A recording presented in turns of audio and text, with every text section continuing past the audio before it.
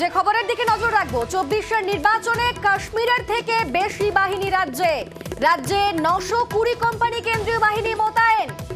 বাংলায় কয়েক দফা লোকসভা ভোট হওয়ার সম্ভাবনা এবং সেখানে 920 কোম্পানি কেন্দ্রীয় বাহিনী মোতায়েন। আমাদের সঙ্গে রয়েছেন প্রতিনিধি সোমরাজ। সোমরাজ, একেবারে নজিরবিহীন বাহিনী মোতায়েন এবারের ভোটের জন্য। দেখো, একদমই 2019-এর লোকসভা নির্বাচন যদি দেখা যায়, সেখানে দেখা গেছিল প্রায় 750 কোম্পানি কেন্দ্রীয় বাহিনী মোতায়েন করা হয়েছিল 2019-এর লোকসভা নির্বাচনে। আর এবারের লোকসভা নির্বাচনে বাংলায় 920 কোম্পানি কেন্দ্রীয় বাহিনী মোতায়েন করা হচ্ছে, যাকে নজিরবিহীন বলেই দাবি করা হচ্ছে। বিশেষত জাতীয় নির্বাচন কমিশনের তরফে কেন্দ্রীয় স্বরাষ্ট্র মন্ত্রককে যে চিঠি পাঠানো হয়েছে লোকসভা নির্বাচন এবং কয়েকটি রাজ্যের বিধানসভা নির্বাচনকে সামনে রেখে, সেখানে দেখা যাচ্ছে দেশ জুড়ে 3400 কোম্পানি কেন্দ্রীয় বাহিনী বা আধা সেনা মোতায়েন করার কথা বলা হয়েছে।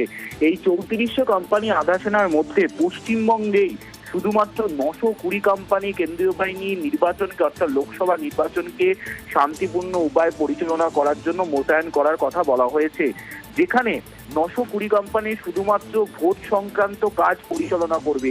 এছাড়াও আরো 22 কোম্পানি কেন্দ্রীয় বাহিনী মোতায়েন থাকবে, যে স্ট্রং রুমগুলি থাকবে সেই স্ট্রং রুমগুলির নিরাপত্তা ব্যবস্থা পর্যালোচনা করার জন্য। অর্থাৎ এই যে 920 কোম্পানি কেন্দ্রীয় বাহিনী মোতায়েন করার কথা বলা হয়েছে, এই 920 কোম্পানি কেন্দ্রীয় বাহিনী গোটা লোকসভা নির্বাচন জুড়ে শুধুমাত্র বাংলাতেই থাকবে। আর এর থেকে একটা বিষয় স্পষ্ট, যে বাংলায় কয়েক দফায় লোকসভা নির্বাচন হতে চলেছে এবং সেক্ষেত্রে মনে করা হচ্ছে 2019-এর তুলনায় 2024-এ অর্থাৎ এবারের বাংলার লোকসভা নির্বাচনের দফা আরো বাড়তে পারে। এই যে 920 কোম্পানি কেন্দ্রীয় বাহিনী মোতায়েন করার কথা বলা হয়েছে, এই বাহিনী মোতায়েন করা হচ্ছে মূলত রাজ্যের স্পর্শকাতর অঞ্চলের নিরিখে।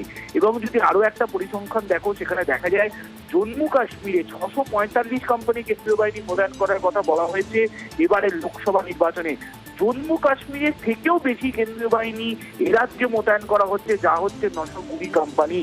ইতিমধ্যেই বিভিন্ন দেশের রাজ্যে যারা সিইও আছেন, অর্থাৎ আমাদের রাজ্যে যিনি সিইও আছেন, রাজ্যের সিইওকেও এই চিঠি দিয়ে জানিয়ে দেওয়া হয়েছে এবং রেলওয়ে বোর্ডের চেয়ারম্যানকেও জানানো হয়েছে যে এই বাহিনী মোতায়েনের কথা। অর্থাৎ রেলকে ব্যবহার করেই কেন্দ্রীয় বাহিনী এবার বিভিন্ন রাজ্যে মোতায়েন করা হবে। এবং যেটা মনে করা হচ্ছে যে এই বাহিনী মধ্য থেকে কিছু বাহিনী ভোটের আগেই মোতায়েন করা হতে পারে, সেরকম একটা সম্ভাবনা হিসেবে উঠে আসছে। কিন্তু যেটা নজিরবিহীন 2019-এর তুলনায় যদি বলা যায়, এবারে সব থেকে বেশি বাহিনী থাকছে শুধুমাত্র বাংলায় 920 কোম্পানি কেন্দ্রীয় বাহিনী। দেশ জুড়ে 3400 কোম্পানি কেন্দ্রীয় বাহিনী মোতায়েনের কথা বলা হয়েছে দেশ জুড়ে লোকসভা নির্বাচনের জন্য, যার মধ্যে প্রায় 30% কাছাকাছি বাহিনী শুধুমাত্র বাংলায় মোতায়েন থাকছে, যাকে বেনজির বলেই দাবি করা হচ্ছে। বেশ, ধন্যবাদ সোমরাজ। আর এ নিয়ে কথা বলছিলাম আমরা তৃণমূল নেতা জয়প্রকাশ মজুমদারের সঙ্গে। তিনি বললেন যে পশ্চিমবঙ্গকে টার্গেট করা হচ্ছে, এক পেশে পদক্ষেপ করা হচ্ছে। কি বললেন তিনি, শুনুন। কেন্দ্রীয় সরকার বা বিজেপি তারা আপ্রাণ চেষ্টা করবে ভয় ভীতি তৈরি করে এখানকার ভোট করতে। এই কত বাহিনী থাকবে না থাকবে সেটা তো সিদ্ধান্ত নেবে ইলেকশন কমিশন। জাতীয় নির্বাচন কমিশন এখনো ভোটের কোনো নির্ঘণ্ট প্রকাশ করেনি। এই 980 কোম্পানি কেন্দ্রীয় বাহিনী আসবে, এটা কে ঠিক করলো? এটা কি স্বরাষ্ট্র দপ্তর ঠিক করে নিচ্ছেন?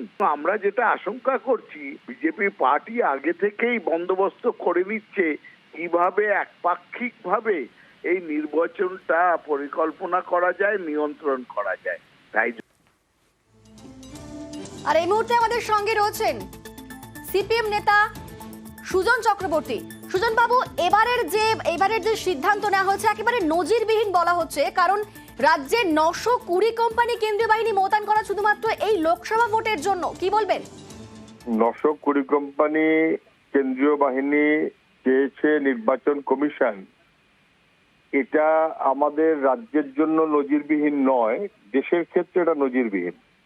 আমাদের রাজ্যে অন্যান্য নির্বাচনেও এই সাম্প্রতিক সময়ে পঞ্চায়েত নির্বাচনে বা ইত্যাদি, তাতেও বহু বাহিনীর প্রয়োজন হয়। কেননা ক্রমশ আমাদের রাজ্যের মান সম্মান একেবারে নষ্ট হয়ে যাচ্ছে, মানুষ তার ভোটের অধিকার কার্যত রহিত হয়ে যাচ্ছে। গুন্ডা দুষ্কৃতীরা তারা পারলে একেবারে রিটার্নিং অফিসারের অফিস পর্যন্ত প্রায় দখল করে নিচ্ছে রাজ্যের তৃণমূল বাহিনীর বদান্যতায়, আমরা সবাই দেখছি। সারা দেশের ক্ষেত্রে এটা নজিরবিহীন। জম্মু কাশ্মীরে যত বাহিনী লাগবে তার 1.5 গুণ বাহিনী লাগবে আমাদের পশ্চিমবাংলায়। এটা কেন? পশ্চিমবাংলায় কি সবচেয়ে বেশি ভোটার? না। সবচেয়ে বেশি আসন? না। আমাদের চাইতে ভোটার বেশি, আসন বেশি, তাদের জন্য বাহিনী লাগবে কম, আর আমাদের জন্য অনেক বেশি বাহিনী লাগবে। গোটা দেশের বিবেচনা এটা নজিরবিহীন। এবং এই যে কাণ্ডটা চলছে, কত বাহিনী আসলে এটা বড় কথা নয়, কিন্তু বড় কথা হচ্ছে বাহিনী কি নিশ্চিত করবে? নির্বাচন কমিশনের কাজ এটা নিশ্চিত করা যাতে প্রত্যেকটি মানুষ তার স্বাধীন বিবেচনা অনুযায়ী ভোট দিতে পারেন।